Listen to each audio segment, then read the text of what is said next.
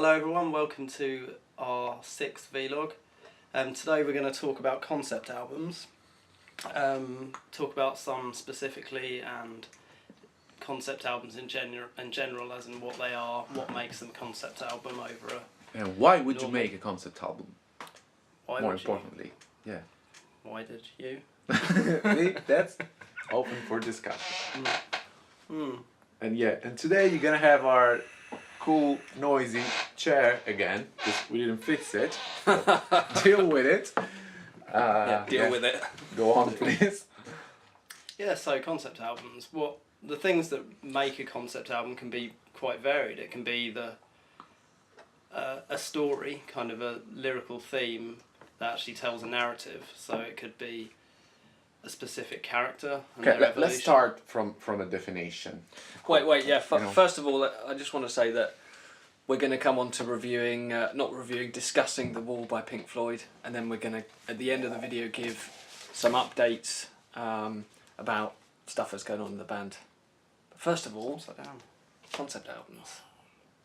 What are they? So, what is a concept album for dummies? Tom? Well, a concept album is an album in which all of the songs tie together and relate back to a kind of centralised concept. So they all lead in to one another and usually kind of tell a story. Well, that's what I was sort of saying. It's it can be kind of two things. It can be a narrative, or it can be just a theme that links all the songs together. But the point is that all the songs and the whole album as one share an idea or an ideal, as opposed to what traditionally an album was just a collection of songs, a collection of singles, effectively, if you go 40, 50 years back. Yeah, and I always thought that it was something very strictly related to progressive music, but no, it's actually, not. Doing some reading, I found out that it actually goes back to the 40s. Yeah. You know, I think the 30s. I think the first one was in the 30s. And it was like these jazz musicians, right? Like in America, and they were writing about their life and the struggles that they have. Or country musicians writing about workers and stuff. Or it's very old thing actually. I just think it came to its sort of peak in the 60s and 70s with kind of not necessarily just progressive music, but mainly.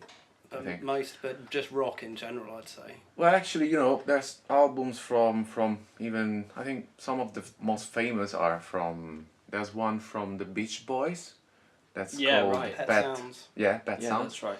And, from Beatles, from, of course, David Bowie with Ziggy Stardust. Yeah. So, it's quite spread in terms of genres, but I think it's a key component of progressive rock, anyway. It's definitely the area in which it is developed the most, especially with the amazing Pink Floyd, of course, that they've made 4 concept albums during the 70s. Yeah, it's a good example, really, isn't it? Yeah. Because it was around the time that concept albums really kind of came into their own and were really successful commercially. Yeah, well, I think it's more than that. It's the actual album became the main medium as opposed to singles, as opposed to just before that it was mostly focused on just producing singles and having one song. It's also related the album became an art form in itself, creating also related to the change in actual length of the format, of the media, from LP to from what are they called, the short ones, 45s, 7-inch that stuff, to LP. So it gave them a chance to make something. Yeah, so was it 50 minutes or something? An LP, 2 sides, or whatever. It's about. I think they're about 25 minutes a side or stuff something. that doesn't belong to our generation. So it's weird if you think about it. Yeah, it's true what you're saying. If you think about it, it has gone back to what it was now, now singles in the mainstream, of course. And it's strange because now with downloads being the key kind of way music's sold now, you effectively don't have a limit of media.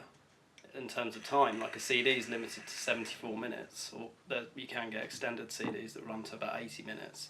But now with digital, you could write an album that's 3 hours long. Yeah. And is one continuous thing. Yeah, and that relates a lot to yeah. And that's another thing about concept albums as well. Not a lot of them, but a thing that happens with concept albums is they can be almost like one suite, one piece. One like continuous thing. Dark Side of the Moon. Just was how did it. Yeah, just. And actually, a modern example of that is Fear of a Blank Planet by Porcupine Tree, which is a concept album. Yeah. And it's pretty close to. And Catch 33 by Meshuggah. Yeah.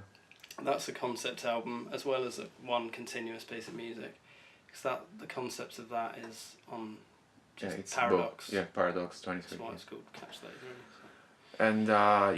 So. And there's a lot of stuff in the 70s, of course, but it's been very big in the years 2000 actually. A lot of very good concept albums, a lot of very good bands doing a lot of them. Like, for example, to me, the first thing that comes to mind is Pain of Salvation, of course, because I'm a fan, and they make some amazing, they make some proper concepts in which there's a story, there are characters, and it develops organically. But also, for example, Mastodon have done a concept album about Moby Dick. They've done 4. Yeah, and then a 4 that, they first got 4 this. albums are a concept. Yeah, they have this main concept that's spread throughout the albums. It's an elemental thing, I think. The first album, Remission, is fire. Then Leviathan's water. Yeah. But Mountain is more earth. specifically, Leviathan, for example, is specifically about Moby Dick. Moby Dick, an adaptation, pretty much, more or less, Moby Dick, and Porcupine Tree and that's pretty close to in concept to The Wall, because it's pretty much about it has a central character, and that's the kid and the way that they grow up nowadays, and the relationship with the mall culture and consumistic. Yeah. Kind of. Interesting that a lot of concept albums, they have like a centralised character and they tell a story through that character over time, through the songs and the lyrics. Yeah, I think the lyrics are really important in concept albums. Totally. Tying it together, and kind of telling the story. Yeah. Because Opeth, Watershed, and Still Life are both sort of about a central character, aren't they? Yeah, well, actually, even Ghost Reverie is in some ways a concept album to some extent. There is a story and there is a character in the album, definitely. It's about someone that's murdered his mother, I think. It's about a killer, anyway, that gets, chased and stuff. Still Life was about going back hundreds of years when Christianity was dominant, and it's someone who's banished from their community because they don't have faith, basically. Yeah. My Aunt Your Hearse is another concept album that they did. One that I really like as a concept album, and I think is a really good example of a general concept, is Songs for the Deaf by Queens of the Stone Age. And the idea is that there's these people on a road trip, and they're going through all these different cities, and they're listening to the radio as they go, and all the different songs are like California or wherever, and you can hear between the songs the radio tuning and these announcements being made and adverts and stuff. And it's just really cool. Well, the Who cool did idea. That. Yeah, Who did that much earlier. They're I can't remember the name of it now. The Who Sell Out, I think. And it's done as a kind of pastiche of being, because they were being kind of mocked as selling out as a band, and it's done as if it's a pirate radio show. And they have fake adverts. It's based on Radio London. London Radio London, I don't know if it actually exists. But here's the question: what do you think the point of, as an artist, what do you think the point in doing a concept album is? Because I've got quite a defined idea. The point is that. What's the point in it? But why do you choose to do it? What I think is important to say is that there's also a different way to do it, apart from, like, for example, Lateralus is a concept album. Kind of. It's got this and it's got this thread. You know what I mean? That it is about development, and it starts from a point of you know, with the grudge, a point of like suffering and being attached to things, and it develops in this, let's say, enlightenment concept, you know. So there's several different ways to do that. I mean, even with, for example, Gojira albums, with the Way of All Flesh, it is about like starting from a materialistic standpoint, a fearful standpoint, going towards a liberation and you know, transcendence of fear of death, for example, in that case. So yeah, there are several ways to do it, and I think you do like for me, for example, I definitely write that way. Okay, write the lyrics for our music.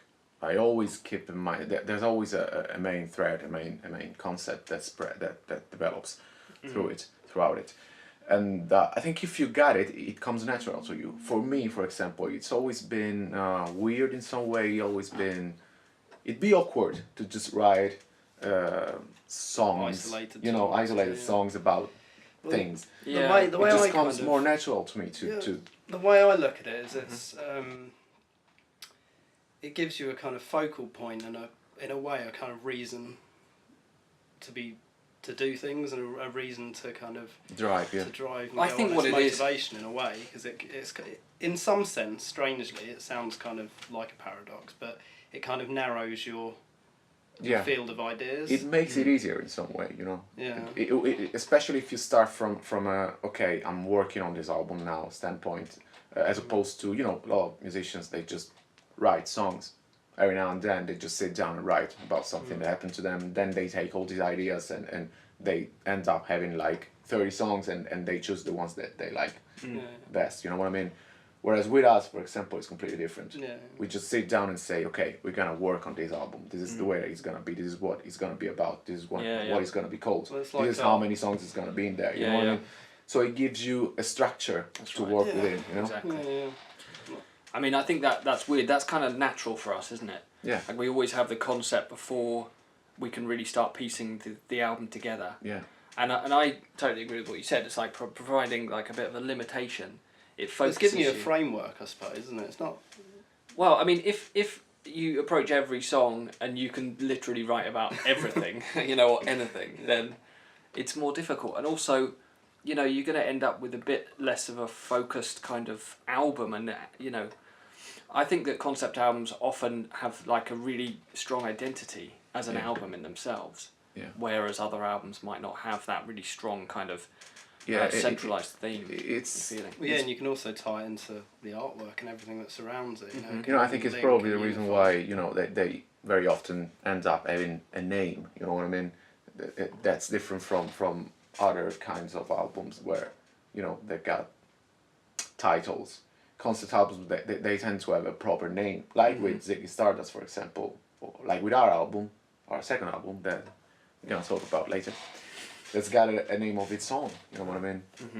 Because they get that means an something identity. for the whole, exactly. the whole thing. Yeah. They become but you an know, entity in some way. I feel like it's a little bit blurred because you can't really say that's a concept album and that's not. It's a bit of a sliding scale, isn't it? Yeah. Like Lateralis and you know, even in a way our albums they're concept albums from a certain perspective, but from another they're not concept albums in the way that The Wall is. Yeah. And they don't like tell necessarily a story of someone. Yeah, you know, and I think that's the distinction. less It's whether limited. it's a narrative and a passing of time, or whether it's a specific concept or idea that they all relate to. You know, they're kind of two different ways of approaching it. Well, The Wall is definitely a rock opera. Yeah. Pretty much. It's like a movie music. An opera's a good analogy for a concept album. Yeah. Like The Wall, that kind of style. It's.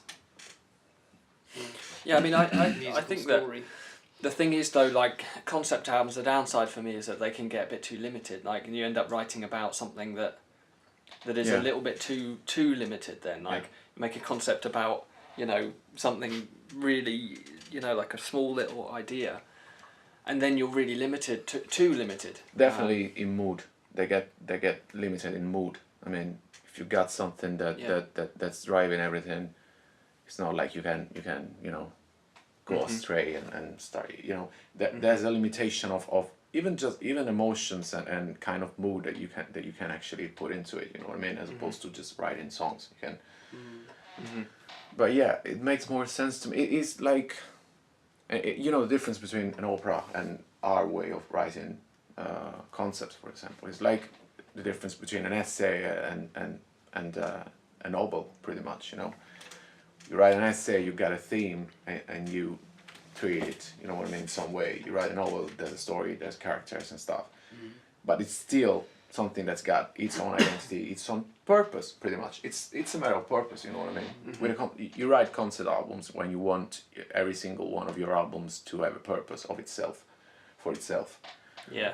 As opposed to just being a collection of music that you made. Yeah, I know what you mean. I mean, I think for us, from my perspective, and also just in general, my opinion is that the benefit of having a concept that goes throughout the whole album is that you kind of stay focused and you kind of know what you're aiming at. Yeah. And then you got a definition, and you can really drill into it and explore different areas of it, and then bring it all together. And I think we kind of do that naturally. Is there anything else you want to talk about with concept albums? No. Shall we get on to talking about one specifically? We were trying to decide what album to talk about, and it was actually pretty simple. Yeah. Because this is, I don't know if I can speak for all of us, but definitely in my opinion, this is probably one of the most distilled and refined versions of I think examples of a concept album I think ever. in the world's opinion, you know, it's the epitome of I mean, concept the album. fact that it's a centralised character, his life, events happening through his life, going from his childhood and all sorts, and just the way it was even conceived. They started knowing that they were going to make a film, and the whole thing was done as a big full-level stage production as well when they toured the album, which I've seen twice, and it's awesome. The album, by the way, I don't think you've said it, but I think we said it earlier, it's The Wall by Pink Floyd. Oh yeah. You could probably see. It was released in 1979. It was the last of 4 albums they did, starting with Dark Side of the Moon, and then Wish You Were Here, and Animals, and then The Wall, and they were all concept albums with the same kind of ideas going through all of the albums. So, Not really. well, yeah, they have the same story. I mean, they refer to the same kind of things. No, No, not at all. they don't. Yeah, they do. Not at all. Wish You Were Here is basically about loss or absence. Yeah, and Animals is about different levels of society as expressed through names of animals. Yeah. But it's all, there is a centralised theme. It's Dark Side of the Moon is about, you know, social problem. Actually, like raids that about the things that haunt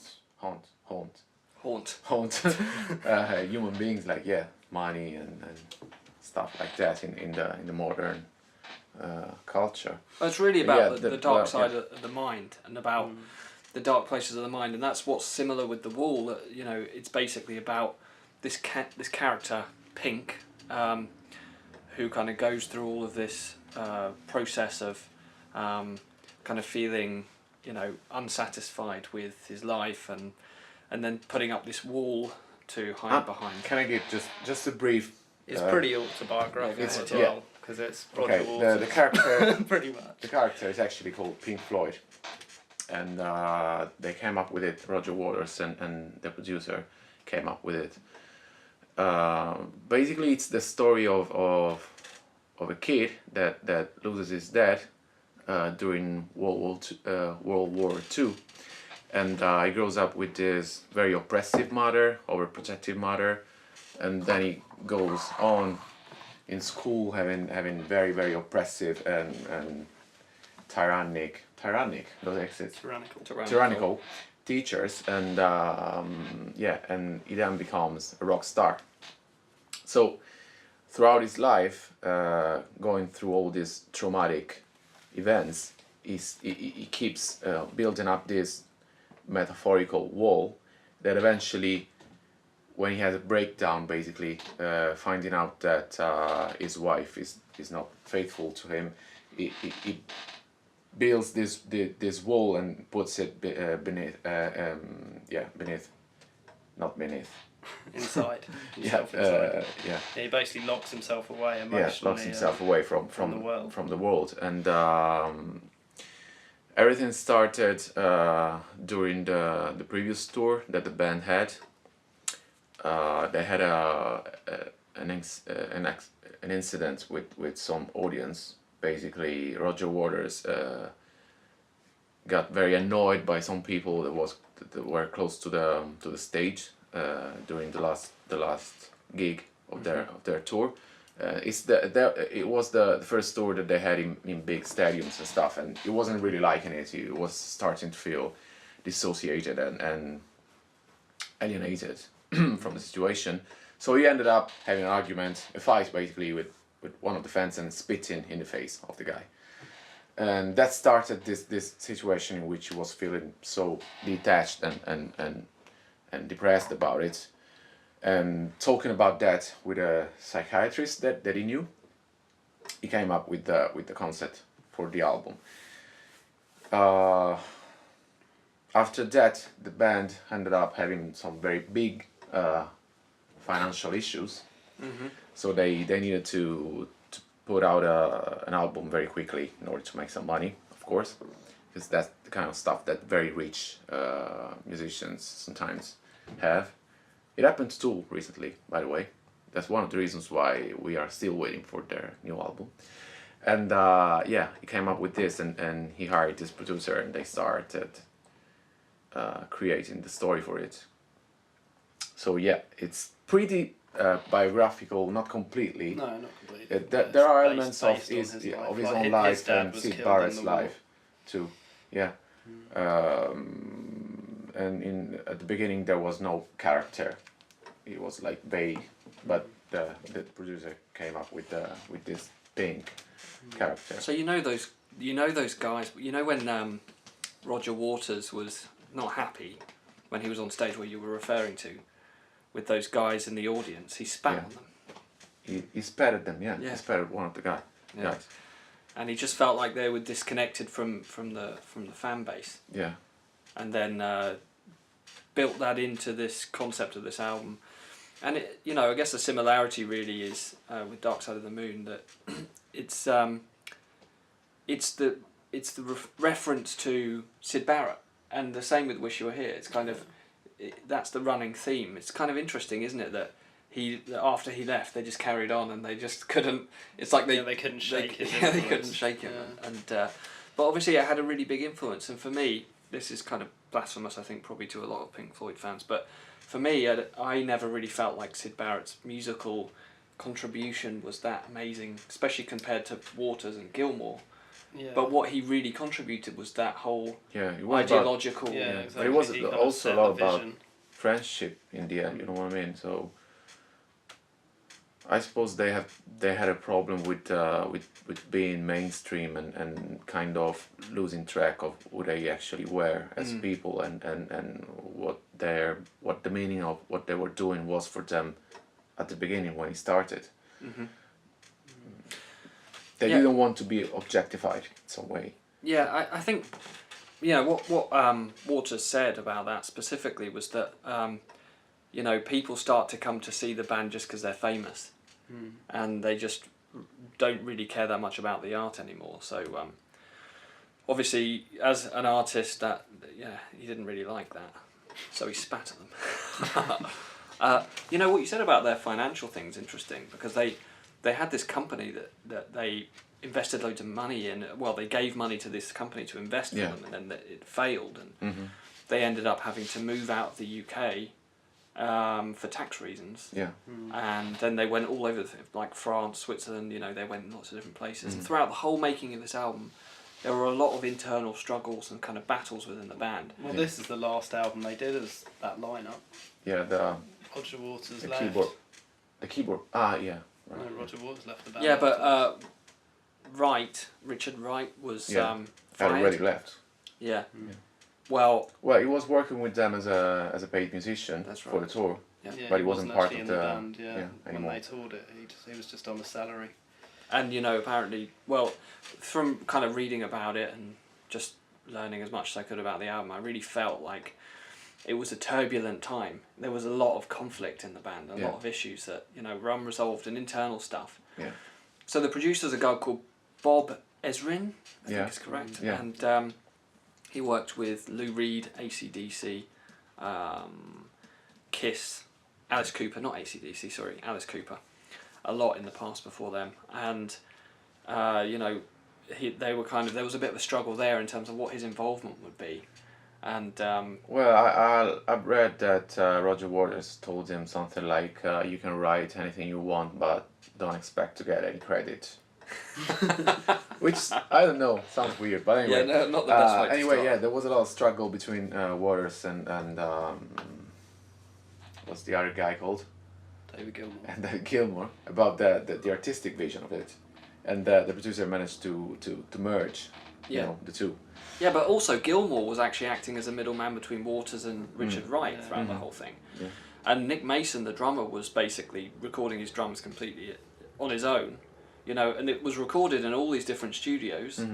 So they weren't really all together. They didn't actually play all together all that much. They had like this one meeting where Roger Waters had prepared two different concepts. The second one that they didn't choose actually went on to become the first solo album that he created. But yeah, this is the one that they chose as the concept, and then it built from there. Yeah, the album is very, definitely very peculiar in the way it sounds and the way that it's structured and the way that it feels, because it's an opera at all effects, and it's like it's written for the stage or the screen. Exactly, which is kind of what it was. Even with sometimes it doesn't very much sound like music, like rock music. It sounds like theatrical stuff or a soundtrack of some sort. And to me it gives this weird feeling that it feels like a Stanley Kubrick's movie to me. I don't know why. I don't know how to explain it more precisely. But it's got that eerie feeling. You know what I mean? That it's able to create that kind of atmosphere of scary and weird, but very profound, very very impacting in terms of feelings, atmosphere.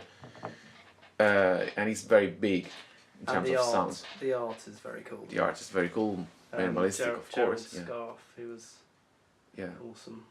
It also should be mentioned that it's got some, at least for me, some amazing grooves. For example, especially the wall, the songs, the various parts of the wall, so groovy, and of course it's got some of the best guitars ever written. That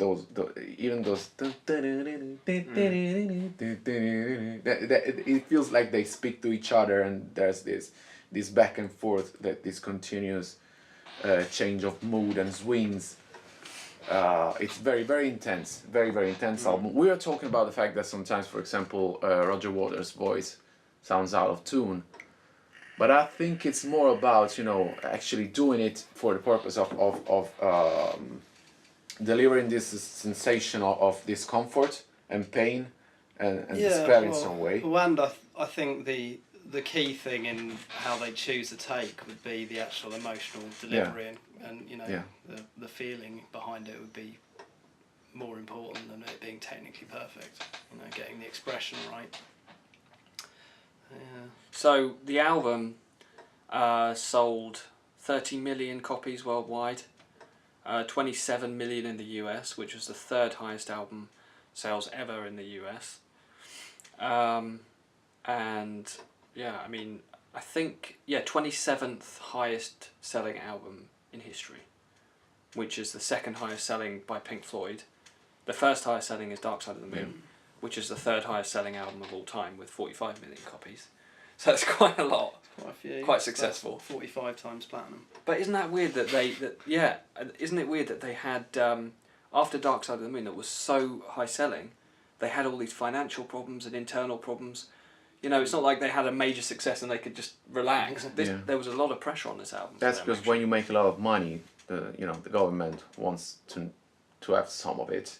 and Well, people, and you pretty much, you know, their real problem and was you have that to they deal with it, invested and the more money you have, and the more problems you have to deal with, because you have to manage it and stuff. Well, interestingly, I mean, you know, with Tool and with them, the real mistakes that they made were they put their money or their trust in other people or in other other companies. Well, they just didn't manage their money in a good way. You know, they basically allowed this company to invest for them, and those investments went bad. They weren't very good investments. And then with Tool, they had an insurance company contract or something. I suppose when you get rich all of a sudden, so rich all of a sudden, you just don't know what to do with it. You know what I mean? If you don't have experience in it, you're just gonna have to trust someone with, you know, more knowledgeable and stuff.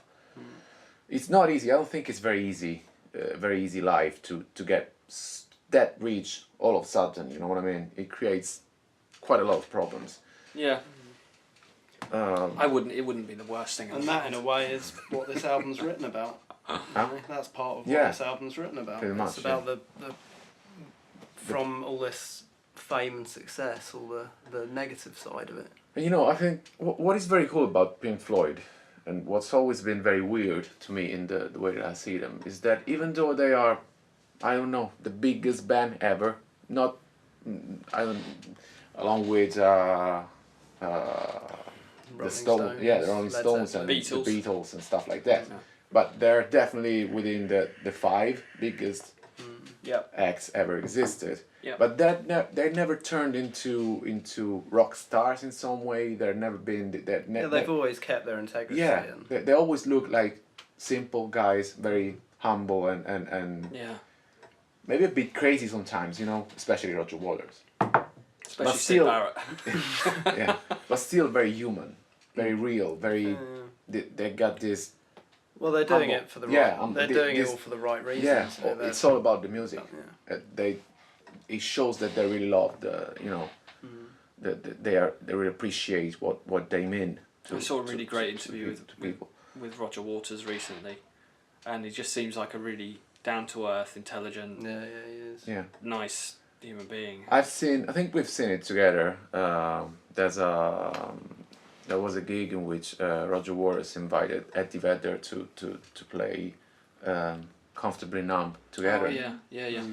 And he was so excited at Roger Waters. I mean, he looked so excited, so emotive, you know, about it, so happy about it. He was probably more excited than Eddie Vedder, whereas it should have been the other way around. You know what I mean? They are genuine. They feel and look genuine, and they are genius, of course. Obviously, there's some really amazing songs on this album. Comfortably Numb. It's all good. Yeah, it's all good. Even though some of them are not exactly songs in some way. Yeah, well, I was saying to Tom before we started this, when we were setting the cameras up and stuff, that one of my favourite bits of music on this is actually Vera, which is about Vera Lynn, who during the war used to release these sort of basically propaganda songs and like geeing up the country and stuff like that. And it's just like a little, really simple, short piece of music, but it's one of my favourite bits on it, and you wouldn't really stand that on its own as a song. Yeah. You know, it's just kind of like a little interlude, a little joining part. Yeah, pretty much the only ones that really that can actually exist by their own are like, you know, The Wall, Comfortably Numb. Some of them still work as an individual in isolation. thing. But most of the stuff that's in the album is just an episode of a story, basically. And well, as I said at the start, I've seen The Wall live twice. It was about a year and a half ago, the last time, his last tour. Saw it at Wembley, and about 3 or 4 years before that I saw it at the O2. And it's kind of like a musical. Yeah, it is. You know, it's a performance. There's so many people involved. They physically build the wall throughout the concert into this, and then it gets broken down again at the end, and there's all these flying inflatable things, planes that fly through. They've always done There's this kind of things. You know, we've been talking. It's huge. With you know, it's a much bigger part of it. You know, the elements of the show. We're definitely gonna do a vlog about what makes very good live performance so good, and Pink Floyd are definitely gonna have a place in our talk, because they've done so many amazing tours, and I remember in Rome, you know, this kind of music, it was big, but not as big as it was in the UK, of course. And so they had this gig, I think it was for Animals, when they had these flying pigs, you know, inflatable flying pigs. And there's people that don't know anything about rock music, okay? They don't know anything at all, but they remember that. They remember what happened when Pink Floyd were playing at Cinecittà. Italian people are gonna know what I'm talking about. It's a very small place. It's of course amazingly famous because it's the place where some of the best movies ever have been shot. But they had this gig, and they basically moved the old city. Even the people that didn't know them tried to go and see, or at least hear, because it was very hearable, even from a very long distance. So they've been very big in terms of turning the live act into something worth remembering on its own. And of course, it's worth talking about the movie a little bit, I think. But I'm not gonna do it because I don't really remember it because I watched it as a kid. I don't think I've seen it for a few years. I haven't seen it for a few years. But still, anyway, a movie was made out of this album. Yeah, and it has a lot of the animations based on all the artwork in the album, and some of the characters are solely animated, like the judge and things like that. But yeah, it's a cool thing. It's quite a disturbing thing to watch. I always find it's quite it is quite very disturbing. Negative and it's also it's quite disturbing it's to heavy. listen to as an album. You know, yeah. There's a lot of pain and distress in this album. Yeah, I think so. Especially like there's a track in which I don't remember what it's called, when he's desperately crying to his wife for her not to leave him. Even though he knows that everything is fucked up because she's been unfaithful, and there's it's weird because it's this cry of him saying, don't leave me babe, how can I live without you. And at the end of the song he says, you know, I need you to beat to a pulp on a Saturday night, you know what I mean? So there's a lot of violence, and it's very, very intense. Especially the second part, in which he goes through the wall phase and the trial at the end, when he realizes that he needs to deal with his own sense of guilt and go back to the world, basically. So all in all, it's got a positive end, pretty much, because he realizes that he needs to go back to the world and bring the wall down, basically. Okay, so it's Pink Floyd's The Wall, ladies and gentlemen. I have to say, legend. I have to say, as an opinion on this album, as a personal opinion. Yeah, it's crap. Obviously, it's a brilliant album, but you know, it's compared to all other music, it's a brilliant album, and it's way up there with some of the best albums in the world. Yeah. But the albums that preceded it, in my opinion, are better. Yeah, I Animals, agree. Wish You Were Here. Yeah, I agree. Dark Side of the Moon. Those three. So for me, this is actually like they kind of move down, in my opinion. Yeah. I love Animals, and Wish You Were Here is like one of my favourite. Well, it's just very albums of all different. time. It's such a unique album. It's pretty much their biggest experiment in some way. I think it's very Roger Waters heavy. I think. It Waters, is totally. like, Yeah, it is. It's basically Took completely. control, It's Roger I mean, Waters I think thing. the only songs that Comfortably Numb. Gilmour wrote most of Comfortably Numb, but it was with Waters. I seem to remember. Yeah, it is But with pretty Waters. much everything else is all Roger Waters. And the producer helped with the trial. Comfortably Numb and Run Like Hell, Gilmour's listed as the primary songwriter, and everything else is Waters. Yeah. And he did the concept, and he was kind of managing the whole thing, and trying to bring it all together. Film was all his idea. That was his.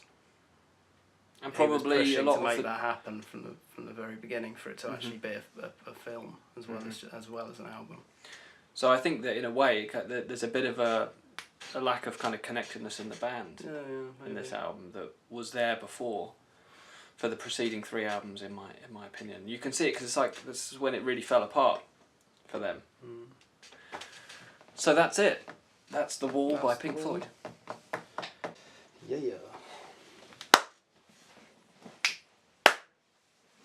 You don't all have to do it. Yeah, we do. No, you don't have to do it. Yeah, I've already done it. It actually helps because you can see you see more than one. Fuck. Right, so for the final part of this video, we're just going to give you a bit of a band update because quite a lot's happening, and our soon-to-be released album is Soon to be released. Soon to be released, yeah. We've got all the final masters back from Daniel Bergstrand. We've listened to it many times. Well, we had some back and forwards, changing some things over a time, but it's now completely done and Very short time. absolutely rocks. So yeah, artwork's all completed and is with the people who are going to produce our physical copies. Which by the way, we released the cover art on Facebook, so if you want to see what we're actually talking about... Well, we'll put it up. It will magically appear floating on this table. Right now. Yeah, here it is. No, let's force people to go on our Facebook page. Really? Yeah, let's not give it away. It's already happened. It's already happened, sorry. It's already been there. So... so yeah, You were too late. that's the cover, and the album title is Logacharya. Yeah, it's all gone well. Logacharya. Logacharya is the name of the new album. Yeah. So now you know how it's pronounced, okay? You can't, because Mispronounce it. sometimes there's some Maybe we discussion shouldn't about have ever said it and just heard how people say it. Yeah, it's true. Maybe we should cut this You out. can't really how else could you pronounce it? Well, there's several ways that you can actually pronounce it. Logacharya. Like for example, Logacharya. Maybe. Logocharya. Yeah. Logocharya. Logocharya. Logo Korea. Logosharia. Logacharya. Yeah, whatever. So Logo whatever. what else? We've got an album. Not an album. We're doing a video. We've got an album. Yeah, we've got an album. Now we're doing a video for one of our songs off the album, which we're going to release before the actual album comes out. And It should be on the live. 24th of April 2015, so the end of this month basically. And it's us playing the song live in the studio. Often. No, it's not. What? It's footage of us while we were recording. It's not us playing We together. are playing live, though. Yeah. And by the way, In the studio, what's supposed to be a surprise, for fuck's sake? What? You spoiled it. Did I? I didn't know. Well, now you know everything basically. There's no surprise. No, there are many more actually. Okay, There are many more surprises. One of us is gonna be naked in the video. So stay in touch to find out who. What else? What else is going on? Oh, new website. Yeah, a new website will be going up within a week or two. Yeah, basically. yeah. Keep it vague. Keep Good. it vague. Yeah. We've already put one deadline out there. We don't want any more. Yeah. Well, I'm totally chuffed with it. Everything's worked out really well. It sounds awesome. The artwork's all really, really cool. It looks good. The website's cool. The video is going to be really, really cool once we've finished editing it. And there's at least one more video planned and in working. So that'll appear later on down the line. And we have 1,000 digipacks that are currently being printed with the artwork. So the album release is basically as soon as we get. They're digibooks. Digibooks. Alright. Alright, digibooks. We've got Even better. 1,000 digibooks that are being printed, and as soon as they're done, well, we'll show you them, and then you can buy them. Maybe. We might not. We'll see. Maybe we shouldn't sell it. Maybe we'll just keep it all. Yeah, in case we lose. Well, we could use them as flooring. They could be like little tiles. We can use them to build our own wall. We could build a little den. Yeah. And live in it. There's lots of things we can do. Anything else going on? No, I think we've talked enough bullshit for today. Okay. Yeah. More bullshit will follow, and the next video we're going to do is going to be about psychedelics in music. Psychedelics in music. And psychedelics in your body too, you know, which is pretty psychedelics in general. Yeah. We were going to do it. We were discussing whether we should do it about drugs or psychedelics. Oh, we decided we didn't want to talk about boring stuff like cocaine or whatever else. So especially because psychedelics. We don't do anything. Really our field. So why would we do it? So that's it for today. Until next time. Goodbye. Bye bye.